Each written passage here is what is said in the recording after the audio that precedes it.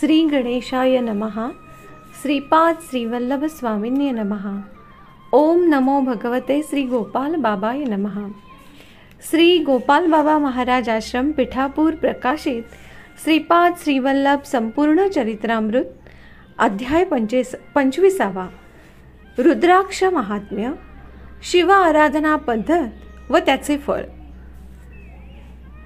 धर्मगुप्तांना पुन्हा विनंती केली, अहो शिव आराधना कुठल्या पद्धतीने करावी हे सांगून माझ्यावर कृपा करा. तेव्हा धर्मगुप्त सांगू लागले, अहो शंकरभट्ट, शिव आराधना शिवपंचाक्षरी जपानुष्ठान पद्धतीने करावी. महान्यास विधी आराधना करणे ही दुसरी पद्धत. रुद्र अभिषेक ही तिसरी पद्धत. पंचाक्षरीतील 5 अक्षरे पंचमहाभूतांचे प्रतीक आहे. षड्विकारांच्या बंधनात अडकलेल्या जीवाला पशु म्हटले जाते. तिला शिव पशुबंध विमोचक आहे म्हणून त्याला पशुपती म्हणतात.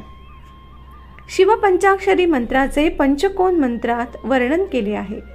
या पंचकोन मंत्रातील पहिल्या प्रकाराचे मंत्र हे मोक्ष देणारे आहेत, तर दुसऱ्या प्रकाराचे मंत्र हे भोग भाग्य देणारे आहेत. पंचोपचारात भूतत्वासाठी चंदन, जलतत्वासाठी नारळाचे पाणी, अग्नितत्वासाठी दीप आराधना, वायुतत्वासाठी सुगंधित धूप व आकाश तत्वासाठी घंटानाद सेवा करावी असं सुचवलं आहे. पंचाक्षरीतील 5 अक्षरांची तत्वसाधना करणाऱ्यास 5 रंगातल्या 5 तत्वांचे दर्शन होते. पहिले पांढऱ्या मोत्यासारखे, पाऱ्यासारखे किंवा चांदीसारखे तेज. दुसरे प्रवाळासारखे अरुण तेज. तिसरे पिवळे सोनेरी तेज. चौथे नीलवर्ण नीलाकाश विश्वव्याप्त तेज. 5वे शुद्ध धवल तेज. भ्रूमध्य भागात 5 रंगांच्या ज्योती प्रकाशणे याला ऋषीश्वरांची संध्योपासना म्हणतात. यंत्र मंत्र, पंचतत्व साधना, योग साधना व आत्मसमर्पण हे प्रधान साधना अंश आहेत हे जाणावे. यामुळे जीवाची देहात्मबुद्धी नाहीशी होते. जीवाचा देह हेच देवालय. त्यात उजळलेला जीव शिवात्म्यात बदलून त्याला मोक्षप्राप्ती होते. ही स्थिती मिळवण्यासाठी पंचाक्षरी जप, महान्यासपूर्वक केलेली शिवाराधना व रुद्र अभिषेक फार उपयोगी ठरतात. विष्णूला सहस्रनाम स्तोत्र प्रिय, गणपतीस मोदक प्रिय, सूर्यास नमस्कार प्रिय, चंद्रास अर्घ प्रिय, अग्नीला हविष्य प्रिय व शिवाला अभिषेक अत्यंत प्रिय आहे. मागच्या ब्रह्मकल्पात प्रलय झाला. त्यावेळी भविष्य सृष्टीसाठी प्रत्येक जातीचे बीज म्हणजे समस्त जीवराशी, वृक्ष, औषध वगैरेच्या बिया एका कलशात भरल्या. त्यात अमृत, सर्व समुद्रांचे जल व नद्यांचे जल टाकले. गायत्री मंत्रांनी प्राणशक्तीचे तिथे आवाहन केले. यालाच पूर्ण कुंभ म्हणतात. महर्षींनी या पूर्ण कुंभातील अमृताची धार निरंतर भूमीवर सोडून तिला अभिषेक केला. हा कलश अभिषेक कैलासाजवळ झाल्यामुळे ते स्थान अमृत स्थान झाले. श्रावण पौर्णिमेला अमरनाथाच्या गुहेत आपोआप बर्फाचे शिवलिंग तयार होते. या अमरनाथाच्या दर्शनाने सर्व पापे नष्ट होतात. वसिष्ठ व अगस्ती मुनींचा जन्म. या पूर्ण कुंभाला उपडे ठेवले असता त्यातून 2 मुनी अवतरले. पहिले वसिष्ठ पांढऱ्या तेजाने अवतरले, तर दुसरे अगस्ती निळ्या तेजाने अवतरले. मित्र व वरुण या देवतांचे ते अंश आहेत. पूर्ण कुंभ अमृतीकरण केलेल्या जलाने 11 वेळा एकादश रुद्राभिषेक करावा.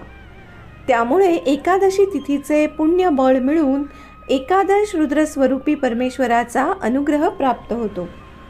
एकादश रुद्राचे व वैष्णव एकादशीचे संबंध फार जवळचे आहेत. यावरून शिव केशव कसे अभिन्न आहेत हे कळते. नमक घोषानी व एकादश रुद्राभिषेक केल्याने अपमृत्यू टळतो. सोमलतेची अधिष्ठान मूर्ती चंद्र आहे. हा पुनर्जीवित करणाऱ्या मूळ साधना शक्तीचा वर्षाव करत असतो. ही चंद्रकला योग्याच्या शिरोभागी भ्रूमध्याच्या वर सहस्राराच्या समोर चमकत असते. ईश्वराचे विविध रूपवर्णन. म्हणूनच शिवाच्या शिरोभागी चंद्रकोर आहे असे सांगतात. गुर्जर देशात सोमनाथ क्षेत्री चंद्रकांत शिलेने केलेल्या शिवलिंगाच्या शिरोभागी असलेल्या पांढऱ्या चंद्रकार ज्योतीसारख्या आकार असलेल्या स्फटिक लिंगाची पूजा होते. स्वतःला रुद्रत्व प्राप्त नसल्यास कोणी रुद्र अभिषेक करू नये असे शास्त्रवचन आहे. महान्यास काल सर्वसंहारक असल्यामुळे अभिषेक करणाऱ्याने कालात्मक होऊन यज्ञस्वरूप देवतांचा शरीरात न्यास करून रुद्र अभिषेक करावा. बोधायन महर्षींनी सांगितलेल्या महान्यास रुद्राभिषेक विधानात शिवाच्या तत्पुरुष अघोर, सद्योजात, वामदेव, ईशान अशा मूर्तींचे वर्णन आहे. तत्पुरुष मूर्ती प्रलयाग्निरूपी विद्युत वर्णात असते. अघोर मूर्ती मेघनील म्हणजे काळ्या वर्णात असते किंवा भ्रमराप्रमाणे नील वर्णाची असते. सद्योजात मूर्ती चंद्रकांतीप्रमाणे धवल असते.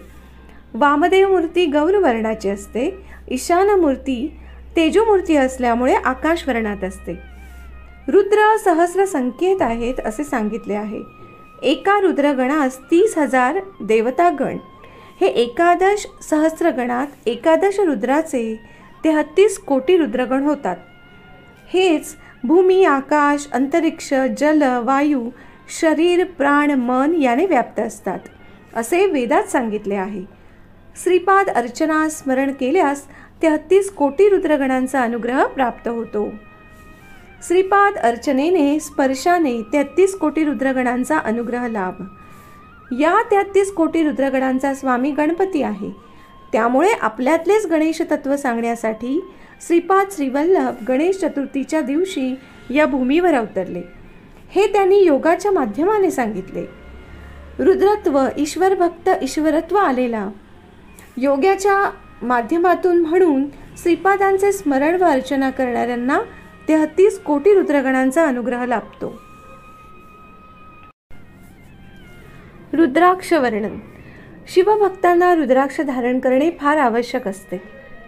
या रुद्राक्षात ब्रह्म जातीचे, क्षत्रिय जातीचे, वैश्य जातीचे, शूद्र जातीचे रुद्राक्ष असतात.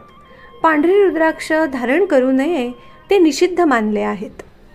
तांब्याच्या पंचपात्रात रुद्राक्ष ठेवावे व वर आचमनपळी धरावी.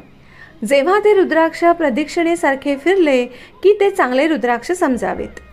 काही रुद्राक्ष प्रदक्षिणेच्या उलट फिरतात, ते दारिद्र्यदायक असतात. म्हणून गृहस्थाश्रमांनी ते वापरू नये. जर गृहस्थाश्रमांनी ते वापरले तर पत्नी मरते, संसार विच्छिन्न होतो, संन्यास योग प्राप्त होतो. म्हणून असे रुद्राक्ष संन्यासी लोकांनी वापरण्यास हरकत नाही. कालाग्नी रुद्रांनी सांगितले आहे की फक्त ब्राह्मणांनी पांढरे रुद्राक्ष वापरावे, क्षत्रियांनी लाल रुद्राक्ष वापरावे, वैश्यांनी हलके पिवळे रुद्राक्ष वापरावे व शूद्रांनी काळे रुद्राक्ष वापरावे. त्यामुळे अनुकूल फलांचा लाभ होऊन पापनाश होतो व सर्व इच्छा पूर्ण होतात. एकमुखी रुद्राक्ष शिवस्वरूप असतो. द्विमुखी अर्धनारीश्वरूप, त्रिमुखी अग्निस्वरूप, चतुर्मुखी ब्रह्मस्वरूप, पंचमुखी कालाग्निस्वरूप, षण्मुखी कार्तिकेय स्वरूप, सप्तमुखी मन्मथ स्वरूप, अष्टमुखी रुद्रभैरव स्वरूप, नवमुखी कपिल मुनी स्वरूप. हा मिळणे अति दुर्मिळ. यात विद्याशक्ती, ज्ञानशक्ती, क्रियाशक्ती, शांतशक्ती, वामशक्ती, ज्येष्ठाशक्ती, रौद्रशक्ती, अंगशक्ती, पश्यंती शक्ती अशा 9 शक्ती असतात. म्हणून नवमुखी रुद्राक्ष धर्मदेवता स्वरूप आहे. दशमुखी रुद्राक्ष विष्णू स्वरूप आहे. एकादशमुखी रुद्राक्ष साक्षात रुद्रांश रूप. द्वादशमुखी रुद्राक्ष द्वादश आदित्य रूप. अशा प्रकारे रुद्राक्षांचे विविध देवता स्वरूपांशी जवळचे संबंध आहेत. श्रीपाद श्रीवल्लभांनी प्रकृतीनुसार असलेल्या प्रवृत्ती निवृत्ती गणांचे अधिपती असलेले गणेश तत्व आपल्या चैतन्यमय स्वरूपात सहज धारण केले आहे. त्यामुळे ते 33 कोटी देवतांचे दिव्य स्वरूप होते. त्यांच्या संकल्पाशिवाय या सृष्टीतील एकही अणू किंवा परमाणू हलू शकत नाही. ते समस्त चलनवलनाचे मूलभूत कारण स्वरूप आहेत. सर्व कारणाचे तेच कारण. शिवस्वरूपी समजणाऱ्यांना ते विष्णूसारखे दिसतात व विष्णूस्वरूपी समजणाऱ्यांना ते शिवस्वरूपी दिसतात. जास्त विचार न करता त्यांना शरण गेल्यास ते यथार्थ रूपात गोचर होतात.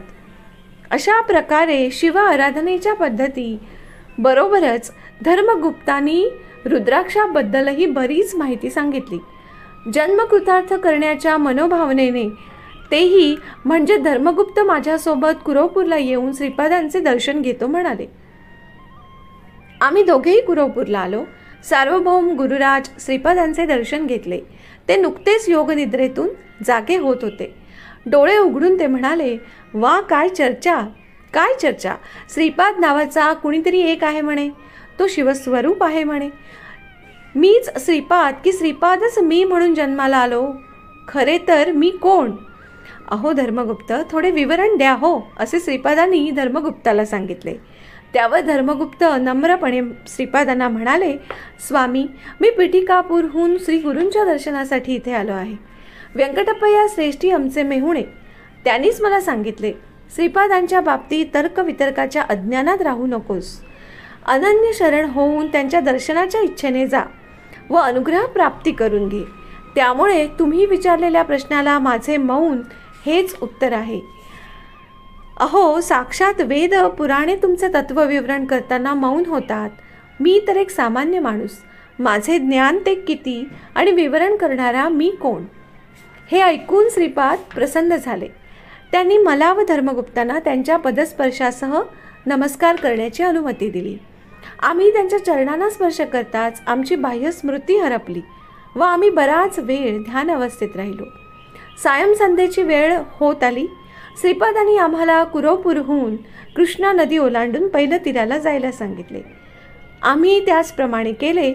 मी व धर्मगुप्त त्या रात्री श्रीपादांच्या दिव्य लीला प्रसंगाच्या आठवणीत रंगून गेलो. त्यांच्या लीला कशा प्रकारच्या असतात हे सांगणे कठीणच. झोपताना दुरून कुठून तरी भजनाचे मधुर सूर ऐकायला येत होते. कुणीतरी योगी श्रीपाद श्रीवल्लभ दिगंबर हे भजन आळवीत होता. श्रीपाद श्रीवल्लभांचा जय जयकार असो. अध्याय 25 संपूर्ण.